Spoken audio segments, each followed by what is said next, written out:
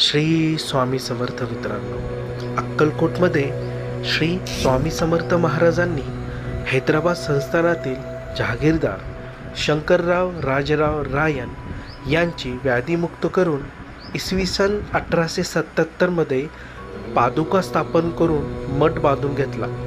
तसेच श्री स्वामी समर्थ म्हणाले, हे माझे विश्रामस्थान असेल आणि या मठाचं नाव आहे राजाराम मठ. अगदी या मठाच्या शेजारीच श्री स्वामी समर्थांच्या म्हणण्यानुसार जहागीरदार शंकरराव राजाराव रायन यांनी इसवी सन 1877मध्ये एक मंदिर बांधले. ते आहे श्रीरामाचे मंदिर. या मंदिराबद्दल खूप साऱ्या भाविकांना माहीत नसेल, तर चला आपण जाणूया याचा इतिहास. 1877मध्ये हे मंदिर बांधण्यात आले आणि स्वामी समर्थांनी सांगितल्याप्रमाणे हे मंदिर खूप सुबक आणि सुंदर असे बांधण्यात आले.